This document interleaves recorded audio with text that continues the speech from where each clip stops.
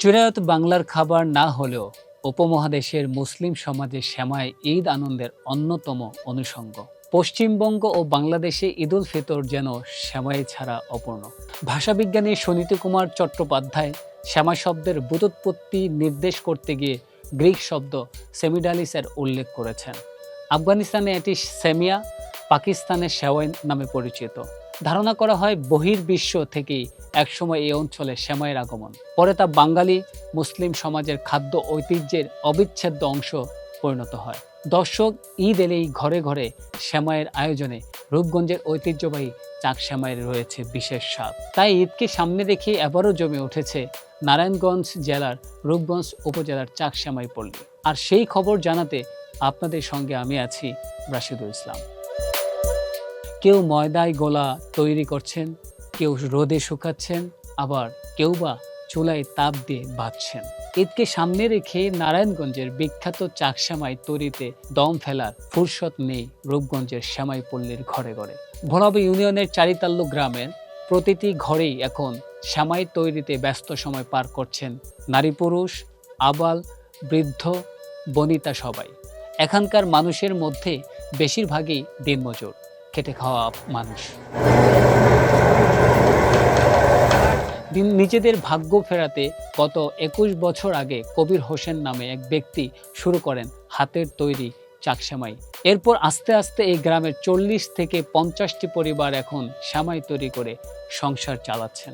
বছরে 2টি ঈদে 2 মাস এখানে তৈরি হয় হাতের তৈরি চাক সেমাই। প্রতিদিন কাক ডাকা ভোর থেকে রাত পর্যন্ত চলে সেমাই তৈরির ধুম।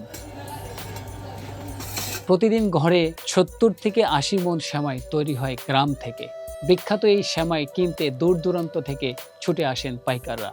এতে চারিতাল্লু গ্রামের হাতে তৈরি সেমাইয়ের খ্যাতি ছড়িয়ে পড়েছে রাজধানীর বিভিন্ন এলাকায়, গাজীপুর, নরসিংদী, নারায়ণগঞ্জ সহ বিভিন্ন জেলায়। পাইকারি দরে প্রতি কেজি সেমাই বিক্রি হয় 90 থেকে 100 টাকায়। গাউসিয়া নেয়, তারপরে কাঞ্চন নেয়, বেলদি নেয়, আতলাপুর নেয়, ডাঙ্গা নেয়। গত বছরের তুলনায় এবার ময়দার দাম কিছুটা কম হওয়ায় লাভ কিছুটা বেশি হচ্ছে বলে খুশি কারিগররা।